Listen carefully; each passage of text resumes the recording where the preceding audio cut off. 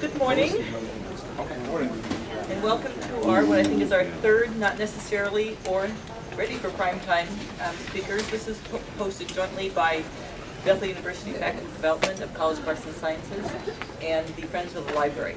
And we appreciate their support in making this possible and providing the food for us. And want to remind the students that are present that there is a student research prize available from the Friends of the Library, so be sure to see any of our librarians for information about that. I want to introduce our speaker today, Dr. Victor Ezigbo. This is his second year at Bethel. He did his undergraduate work in Nigeria, and then his first master's degree at Wheaton, and then his PhD at the University of Edinburgh. We're excited to have him at Bethel and speaking to us this morning. And he, like the rest of us, he's a little shocked to see the snow this time of year, as it's kind of not a normal part of his living experience except for last winter. So hopefully it's going to get a little bit better. But hope you'll brighten our day a little bit with your talk. Thank you. Thanks. Thanks, Dan.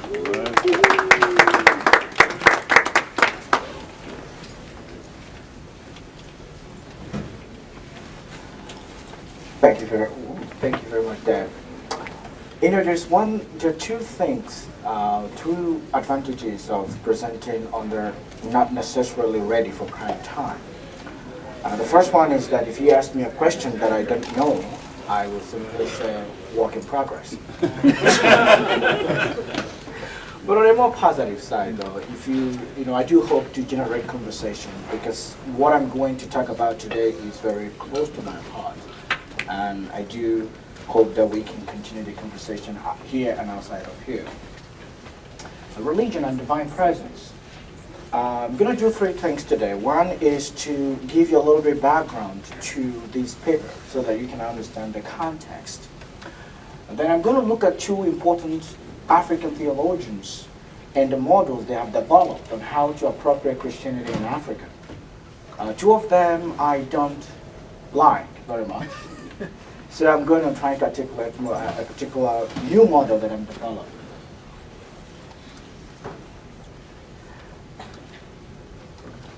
Part of what I'm going to say today is, my presentation today is part of an essay that is going to be in a book in honor of Jacob Olupona. Olupona holds a double chair at Harvard. And it's interesting that this paper actually started to develop when I listened to him in Chicago in 2008. Christian Wayne, my colleague, was there. But here's what he said. Require African leaders, this was in the context of how African leaders were stealing the wealth of their countries. And he said, require African leaders who have stolen the wealth of their country to take an oath in the shrines of their local gods, and they will stop stealing. Christianity's teaching on future judgment has helped to perpetuate the criminal activities of many African leaders. As I listened to him, I left the room wondering, has Christianity done more harm than good to Africans? Just a little bit more background to this. If you know anything about African Christianity, part of the complexity that informs African Christianity is the issue of identity. Many of us are asking, how can we be simultaneously true Africans and true Christians? If you know anything, this time I was in South Africa and we met a woman who is a practitioner of traditional religion, and of course sees herself as a very good Methodist. And she told us that sometimes she goes to the ocean at 3 a.m. to consult with her ancestors. And some bishops in Africa and pastors come to her for spiritual advice. Is that religious schizophrenia? Is that Africans trying to live with double religious mindedness? My personal experience. One of the things I've discovered is that my Western education has failed me at crucial points. Sometimes I faced African issues that require theological decisions, and my Western theological education has no answer to that. This is part of I am a contextual theologian, and that's part of what I do. And that's part of what I've informed me. When I was in Nigeria doing my research in 2006, I asked a lot of people the question, do you think that some Christians will leave Christ to look for solution to their problems if Jesus seems to be too slow? They said frequently. But beyond that, though, there is need to rethink the relationship between Christianity and divine presence. For one, Christianity has a bad reputation in Africa if you think about the Western context. And this is the way I try to articulate it. Christianity seems to be a colonizing religion with a colonized God. It's almost like a Christianity that tries to act on behalf of God and does not allow God any space to critique it at all. And the result, of course, is massive apartheid theology. I wondered how people can propound. When I was in South Africa this summer, I discovered that Stellenbosch University provided a theological justification for apartheid theology, and it's Christian. Then the problem is that they never allow the Christ event, Jesus, the life of Jesus Christ, to critique their version of Christianity. Oppressiveness of Western versions of Christianity. I don't know if you've wondered why my name is Victor. Because Western is almost like the result of Western version of Christianity. If you want to become a Christian, you need to relinquish everything that is African to you, including your name. The sad news is that many women give names to their children because of what has happened to them. And so to ask them to change that name is almost asking them to lose the identity of their children. We're going to propose 3 theses.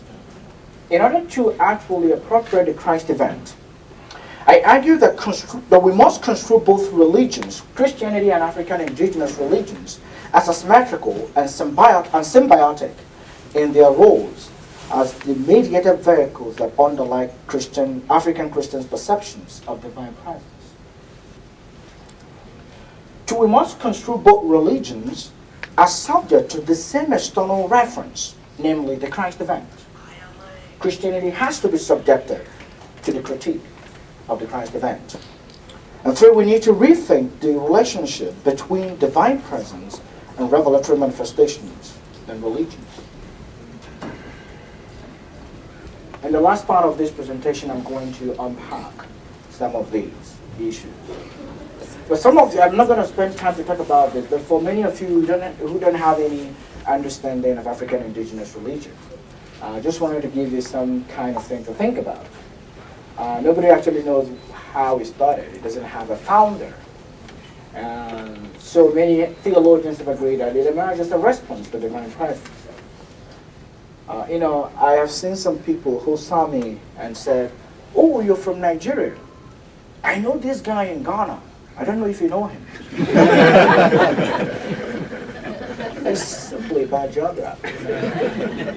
When we think about indigenous religions, there are different versions of it. But however, there are things they share in common. And we believe in the supreme being, belief in the lesser spiritual beings, and this is very crucial. The interrelatedness of the spiritual world and the physical world, and that's opposed to Western cosmology. The centrality of human being, morality, worship, and so on and so forth. So this is just to give you an idea of what African indigenous religion looks like. It's a very complex religion. But moving beyond that, I want to read something that is very striking, so that at least you can understand the context. If you think about African religion, as religion is construed in the West, you make a mistake, because in Africa, they are all intertwined. Culture is religion, religion is culture, politics, and everything is intertwined. In African culture, there is no separate compartment known as African traditional religion. For traditional religion permeated the whole of life. One could not point to anything and classify it as secular. For all life was sacred with spiritual dimensions. Strictly speaking, African traditional religion is not a religion as understood in the West, as a set of dogmas, but it is life and experiential. In 2004, the officials of Ghana Airways invited a London-based preacher to come down to Ghana and pray to cast out the demons that were stopping, that were actually tormenting the airline. The plane were falling from the sky. Why would they have to call a preacher to cast out? Why wouldn't they call an engineer? In 2006, two governors were fighting in Nigeria over who won the election. Interestingly, both of them are Christians and Roman Catholic.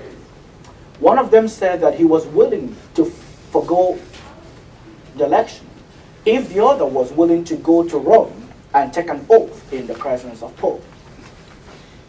I think it is the whole indigenous religious kind of thinking going on. When I interviewed for my job, on my way back home, as we were cruising across the Atlantic, we experienced a heavy turbulence. And the guy that was sitting beside me started to speak in tongues and cast out demons.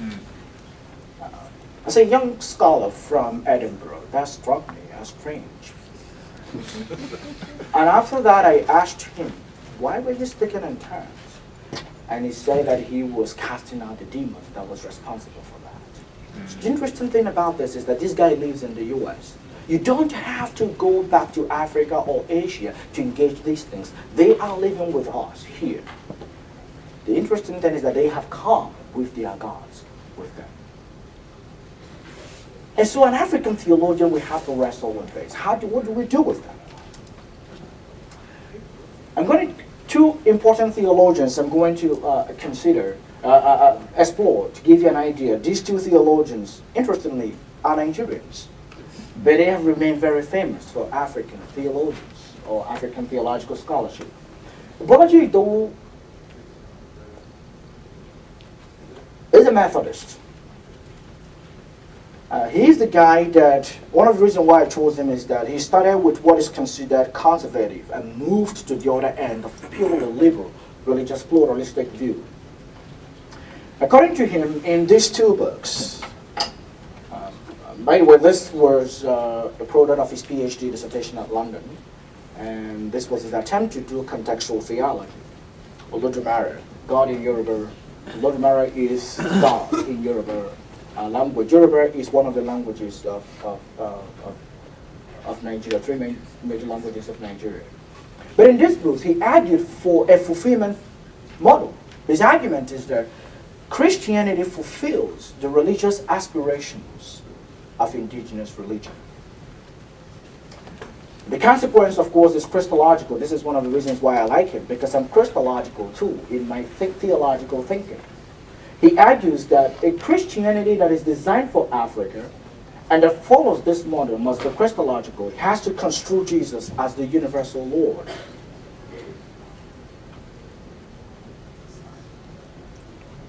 But he also sees Christianity as a divinely revealed religion as well, that is universal. Each church has to be indigenous, and by that he means also Christocentric. He has to derive its life from Christ. Orthodox, it has to be in connection with the one holy Catholic Apostolic Church. It has to speak the vernacular. Now this is one of the areas that Western classical missionaries in the 19th and 20th century failed woefully. Theology was never constructed from the perspective on the language, the cognitive tool of Africa. People worship and sing in English. If you want to preach, you have to put on a tie, stuff like that, and look like Western. If you want to take Holy Communion, you couldn't use the locally made wine. You have to use a Western form of wine. So when he uses the language of vernacular, it's something very deep, structural. And of course, it's independent. It's a church that must have to learn to think independently, theologically, and not to live on Western theology. But he moved from that view as he neared towards the end of his life and became very pluralistic in his thinking. He argues, he rejects Christianity as a divinely religion. It's almost like he made a mistake in the first early writings. There are those who will argue that religion could be divided into two categories. The religion based on God's climatic revelation in Jesus Christ, referring to Christianity, and what they call man-made religion. This, of course, is a deliberate or unwitting flying in the face of truth.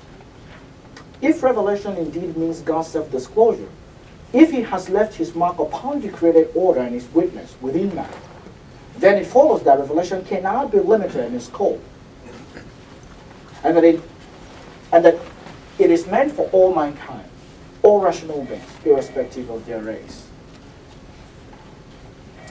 One of the things that he helped to establish is this journal called Orita. It's the journal of Ibadan University, one of the premier universities in Nigeria. If you look at this picture, you can see Orita is an intersection. That's center. And if you look at here, you can see African traditional religion, Christianity, and Islam, the three major religions in Nigeria.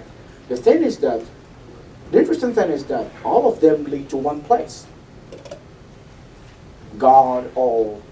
So each of these adherents of this religion will lead to God. You know, it's such a contrast from what his earlier view. Let me look at someone that is one of our own. Sam Zalanga and I have some kind of Christian church background. Biancato is the hero of evangelical Christianity, if you think about the 19th and the 20th and even up to the present. He wrote a book called Theological Pitfalls in Africa, and this was the product of his PhD dissertation at Dallas Theological Seminary. According to him, Christianity is a divinely revealed religion. African indigenous religion is man-made, and Christianity does not fulfill it at all. What Christianity needs to do is to beat it down, dismantle it. In fact, it calls African indigenous religion a cancer, and Christianity is the solution to it.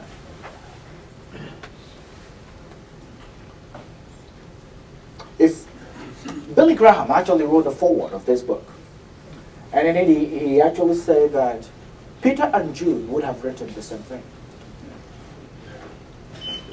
I'm one of those people that think that Cato had no idea what he was talking about. And he couldn't understand a very complex issue. He was operating on a very simplified form, something that was very complex. And he was almost trying to be the boy of his Western masters, scholars, professors. Moving forward, though, my critique of both Cato and Idowu, I think the problem with their view is idolatry. The whole idea of colonizing God, allowing God to operate only within a religion, and not allowing enough room for God to critique Christianity and African indigenous religion. God cannot be entrapped in any human religion. Let me quickly read some of the things. So from now on, I'm going to read some from the essay. I argue that to successfully answer the question, what have African indigenous religions to do with Christianity, or to do with African traditional religion, we have to ask the same question in reference to Christianity. The implication of the latter question is that it allows theologians to rethink the relationship between Jesus and all religions, including Christianity. African Christian theologians need not depend solely on classical or contemporary non-African Christian interpretations of the Christ event to imagine and appropriate the meaning and significance of Christ in the African context. While they certainly can learn from foreign interpretations, they must seek in-house interpretation from within the social religious heritage of Africans. In contrast to Idowu and Cato, I argue that religion must be construed as an open system that allows God to interact with it immanently and at the same time to stand outside of it as the other. Cato and Idowu's models fail to account for the dialectics of divine immanence and transcendence. I love Karbat. I think this is where part of where I engage Karbat. Christian religion, properly understood, emerged when some adherents to Judaism and some adherents to its neighboring religions recognized Jesus as the Messiah and began to imagine an appropriate divine presence in the light of the Christ event. Two things are noteworthy here. First, based on this perception of the origin of Christianity, I argue that anyone who qualifies as a follower of Christ, anyone who embraces the vision, his understanding of himself as the Messiah, is technically a Christian or a follower of Christ, even though the one does not publicly identify with any Christian denomination. Isn't that I'm thinking here, engaging with Karl Rahner, a famous Roman Catholic theologian. The earliest disciples of Jesus Christ created the precedent. They did not consider it undoable to simultaneously follow Christ and remain adherents to Judaism, although with the intent to modify the Judaic religious traditions in the light of their master. Judaism was an essential factor that defined their identity.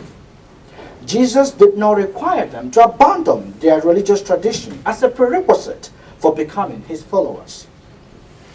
Because to demand such a prerequisite is almost like tantamount to denying the validity and uniqueness and relevance of the pre-Christ event revelatory manifestations in Judaism. We have to throw away Yahweh and all the rest of them. The relevant implication of this is that it is an error to require Africans to abandon all aspects of their indigenous religious traditions and embrace Western interpretations in order to become authentic Christians. The core of the gospel message, the Christ event, should be allied to African indigenous religions and not the end of or to it. What Christians in Africa need to know is that Jesus has the ability to touch every aspect of their lives. They don't need to consult the ancestors. As the truth. Now when I think of truth, I know the word truth is important to Westerners. When I think of truth as a theologian, truth is a name for Christ. John 14:6. As the truth, no religion, including Christianity, can encapsulate the mystery of Jesus Christ. I'm being Chalcedonian here. If Jesus is fully God and fully human, Christianity cannot encapsulate the mystery of the divine, of the Christ event. As such, Jesus continues to be the author, even though he is with us. One of the theological errors of the early theologians, or the early theological work of Idowu, is his understanding of Christianity as what fulfills the aspirations of African indigenous religions. In my judgment, he fails to recognize that Jesus Christ, and not Christianity, has such capacity. As the revealer, one who embodies, communicates, and interprets divinity and humanity, Jesus Christ undoes this any misunderstanding of God's presence in all religions. This perception of Jesus Christ, for me, can be drawn out from the conversation that he had with a certain woman of Samaria. In what follows, I'm going to show you how I'm thinking about my new model.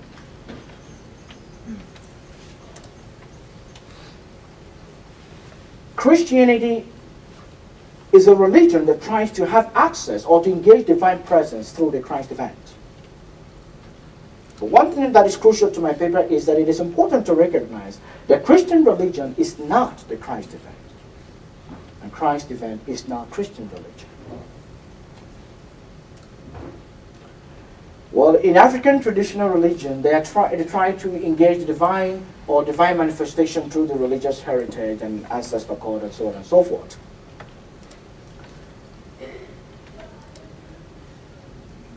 One thing though I'm convinced of is that that religious tradition is not divine.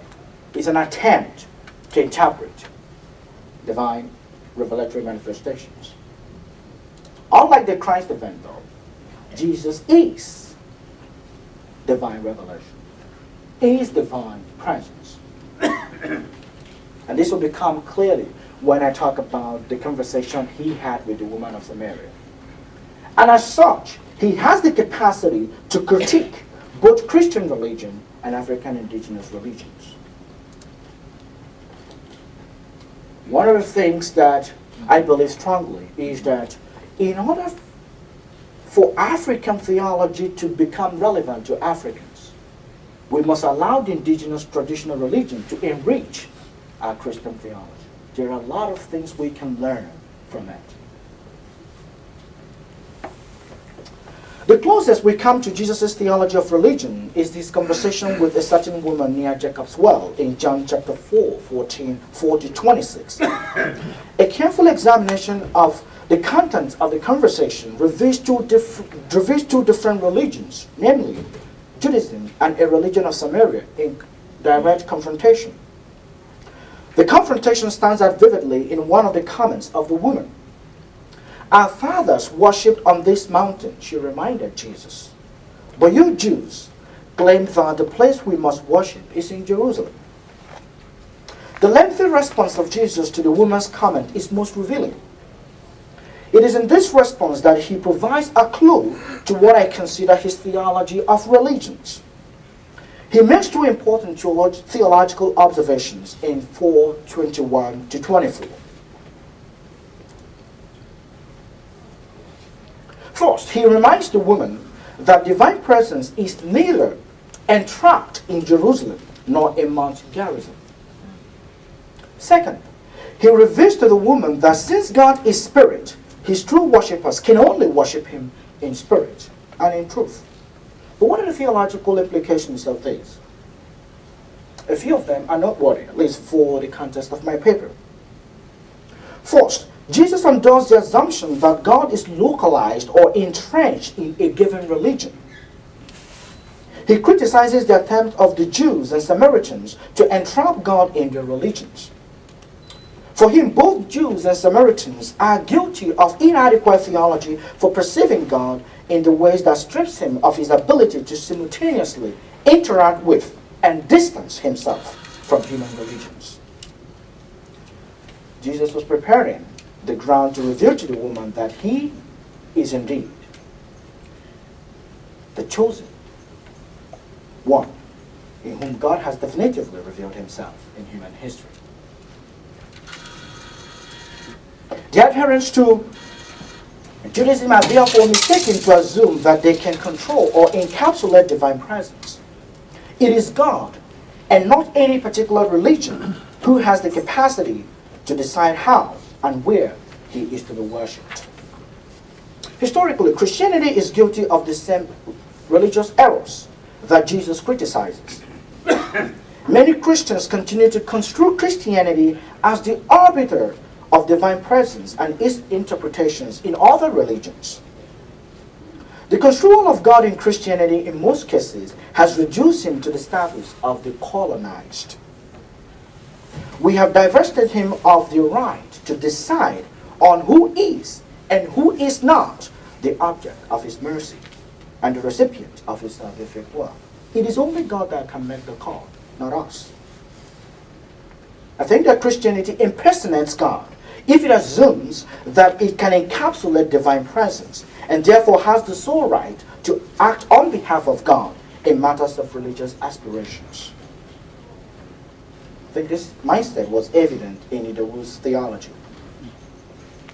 We need to recognize that all religions arose as a result of the attempts of human beings to humanize the spiritual and to appropriate divine presence.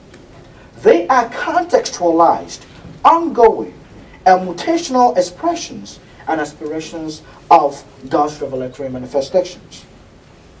Since they are human projects and they are therefore prone to distortions. These distortions, historically, have appeared in two forms, namely idolatry, idol worship. And by that I mean encapsulating and privatizing God. And two, mistrusting. By that I mean construal of divinity and humanity in a way that contradicts God's expectations as demonstrated in the Christ event. a noteworthy implication of the theological observation that Jesus made in the conversation is his unveiling of himself as the one who embodies divine presence. The woman should no longer anticipate a messenger, or the Messiah, for she was standing with him. The implication is Christological. He reminded the woman that both Judaism and the religions of Samaria must be subjected to the same Christological test. God requires that his true worshippers relate to him in truth and in spirit. As the Messiah and the truth, Jesus is the only one who can effectively and ultimately act on behalf of God. Although Jesus' understanding and interpretations of divine presence upset his construer in Judaism and religions of Samaria, his theology can effectively speak to and work with the theologies of these religions. I think it is important to know that in the conversation, the agenda of Jesus was not to create a meeting point between Judaism and the religion of Samaria. It was rather to speak to and critique the theologies of both religions and to inspire a new imagining of God on the basis of his identity from within the perspectives of the two religions. This is the heart of Jesus' theology of religions. Both of those religions were in error for construing the Messiah as the only one who can operate only in their closed systems and enclaves. In like manner, Christianity and African indigenous religions should be subjected to the same Christological test. The test of Jesus' identity and the test of his mission. The key questions here are, do these religions construe themselves in a way that accepts or competes with Jesus' understanding of and vision of the kingdom of God? Can these religions be developed in the ways that allow Jesus Christ to simultaneously relate to and critique them? And do they construe themselves in a way that embraces or competes with Jesus' understanding of his identity as the one who reveals both divinity and humanity? Jesus' questions and responses show that he views himself as the one whose message transcends all religious values and yet at the same time interacts with them. Jesus can reshape all religious values and truth claims to conform to the intended meaning and purposes of God's manifestations. The next thing is, though, to look at what the experience of Jesus Christ with his disciples at Caesarea Philippi. I think if we read that text carefully, it introduces very important and helpful things that can help us imagine how to construe or how we can appropriate Christianity in the African context. In Mark 8:27-30, Jesus asked this question: who do people say I am? Of course, they gave different names and so on and so forth. But he moved on to ask his disciples, but what about you? Who do you say I am? Our interpretations of divine presence embodied in the Christ event should be contextual. That is, seeing us. Every theology is contextual. The problem with Western theology is that it assumes that it is universal and can be imposed on any context without serious critiquing. Historically, it hasn't worked. And it will not work.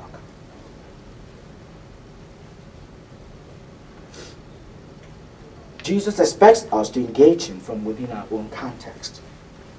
He intentionally invites his disciples to work out for themselves what events they have witnessed and the teachings they have heard imply about the person they recognize as their teacher and Lord. The answer that Peter supplies is crucial here. You are the Christ. Matthew's account expounds Jesus' response and reaction to Peter's answer, indicating that the divine revelatory origin of Peter's confession. The disciples' Christological speculations and appropriations are to revolve around the mystery of the Christ event. But we are not to equate the Christian message about Jesus, that is, Christians' interpretations of Jesus, with the source of the message, Jesus himself. Again, going back to here, we need to find a way. This difference is crucially important. Otherwise, Jesus will be entrapped in Christianity. But Peter was guilty of this error. His Judeo-Christian theology of divine presence was wrong. To him, the Messiah wears the crown and does not go to the cross. He exposes a fundamental misunderstanding of Jesus' mission. And consequently, Jesus rebukes him for propounding a devilish theology. Get behind me, Satan. It is arrogant, blasphemous, and idolatrous for Christianity to assume it encapsulates, masters, or controls God or God's self-presence and self-revelation in Jesus Christ.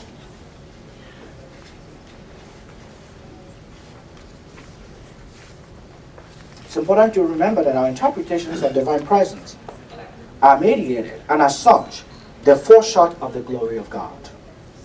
They will always remain liable to divine critique and transformation. Although Christianity and African indigenous religions anticipate similar religious results, divine experience, embrace, and relationship, they pursue these agendas from different, unique, and sometimes competing ways. Their relationship is asymmetrical in relation to divine presence. It is therefore dubious and unhelpful to seek to determine the validity and the relevance of the truth claims of these religions on the basis of the others' truth claims. That is, their contextualized interpretations and appropriations of divine presence. But I also think that Christianity and African indigenous religion can enjoy a symbiotic relationship. The latter provides, that is, Christianity. The latter provides indigenous religion. The latter provides the cognitive and indigenous tools for contextualizing the former in Africa. Christianity provides the knowledge of the Christ event as a new look to imagine and appropriate God's presence from within African indigenous religious perspective. Let me conclude by saying that Christianity that is designed for the African context must listen to and interact with both the apostolic Christianity and African indigenous religions. On the one hand, since the apostolic Christianity provided us the scripture, the primary sacred text that contains the words and actions of Jesus, and also the interpretations of his person and work by his earliest followers, the theologian who aims to construct African Christian theology must listen to and interpret this sacred text. The theology that ignores what the scripture says about Jesus Christ, in my thinking, cannot be called Christian. The theology that, however, hopes to qualify as African must be able to engage the identity and the message of Jesus Christ from within the perspective of the unique ways Africans have imagined and construed divine presence. It is inadequate to impose Christianity's beliefs and aspirations on African indigenous religions. Or to dismiss them and say they are not important. What is going to happen is that people will continue to live with double religious mindedness. Kwame Bediako, in his 2007 lecture on the emergence of world Christianity and the remaking of theology at Calvin College, said, "In the midst of other faiths, Jesus remains Lord, and the gospel does not need to be imposed or surrendered, as one is often tempted to do in the West." If Christian theologians of the South, that is, non-Western, and indeed ordinary Christians too, become more aware of what Christian interaction with their religious and cultural environment has done, they will realize what a significant gain this is for Christian theology. The problem with imposing Western Christian theologies and interpretations of divine presence on African Christian communities is that it has failed hopelessly to address the perennial theological issues that ordinary African Christians face daily as they struggle to remain faithful with what has made them distinctively African and also distinctively Christian. Many of them are curious to know the relationship between divine presence and human knowing, and the role of the ancestors in the knowing process. Some face the issue of divine allegiance to Christianity and to the religions of their forebears. Others are concerned with spiritual power and exchange. If the shower of Christianity is not to become the rain of curse upon Africans, and if the story of Christianity is to become the story of Africans, divine presence embodied in the Christ events must be interpreted in the manner that properly accounts for the reality of African indigenous religion. It's important for African Christians to acknowledge that Christianity and African indigenous religions are subject to the critique of Jesus.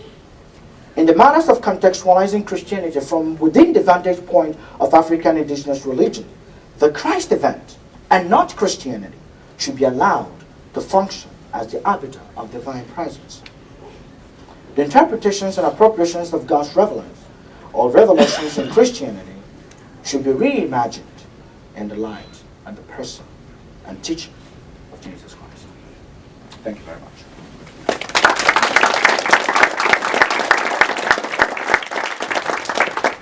I guess I have a few minutes just for questions, and I would like to take questions. And I do hope that we can actually have conversation outside of here.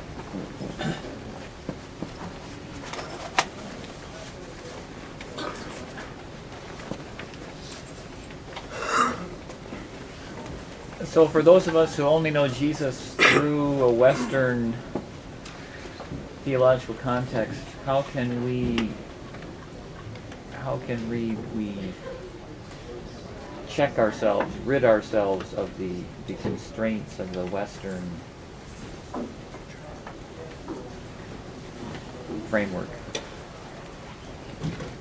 Let me answer the question by starting this way. Many of us are aware that the center of Christianity used to be in the West, but in the 20th century it's moved away from the West. There are different centers emerging in Africa and Asia, and they all come with solid, unique theological contributions. I think one of the ways is for Western Christianity to begin to engage with the theological constructions that are developing from within the non-Western world. One of the things that John Mbiti said that has shaped my life is this. He says to the West, we have, as Africans, have come to study. We know you. We've lived your theology. We have drank your theology. The question is this: are you willing to learn from us? Thanks, Mark. Any other question? One of your first slides emphasized the deeply communal nature of African societies in general. Does that impact then how we could grow from an African perspective on Christianity? Yes, I think that any theology on ecclesiology that is taught in the West today should learn from African idea of communality. It's crucial. In the West, Descartes, and the idea of I think, therefore I am, is the opposite of Africa. You only exist because of the community. And I think even the doctrine of the Trinity, the idea of community, which is crucial to the indigenous thinking of Africa, can enrich, as part of what I said, can enrich the kind of theology that is done.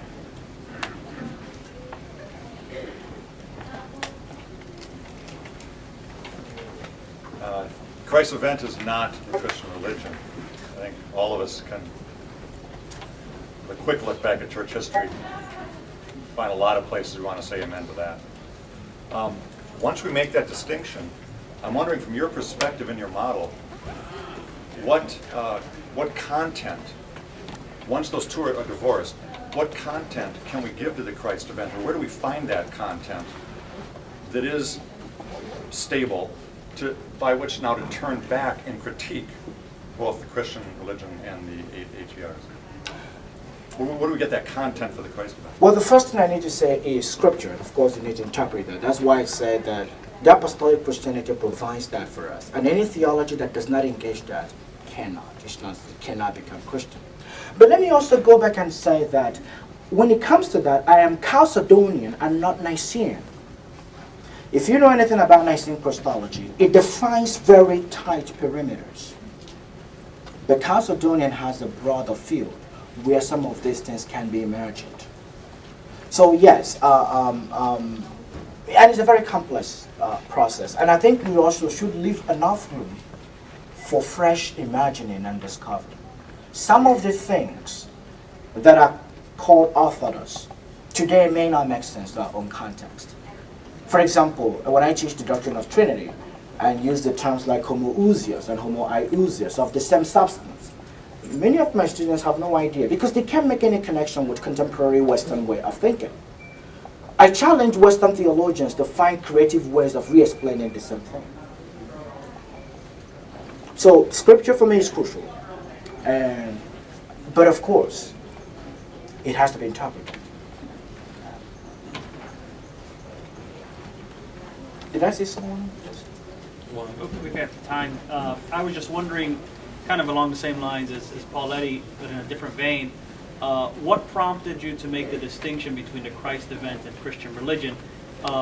That distinction of peeling away the husk from the kernel has been in Western, biblical scholarship for 2 centuries, and everybody's been after. It goes all the way back to origin. Even further back. So, where did this come from for you?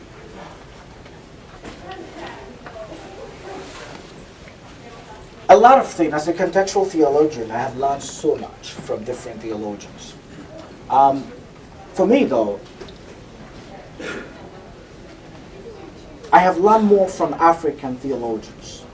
Karl Barth, for example, let me come back. I'll come back to African theologians. Is one of the guys that have been shaping. When I read Karl Barth, I see how he distinguishes the Christ event from religion. And of course, I say it, if I read my history, I see a lot of things going on.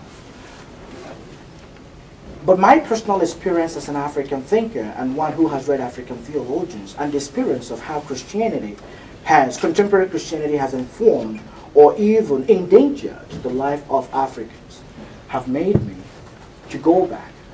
So I actually borrow from different areas. So in terms of where does it come from? It comes from so many people. Chalcedonian, for example, did the same thing. They were borrowing from indigenous philosophies and stuff like that. So it comes from different places.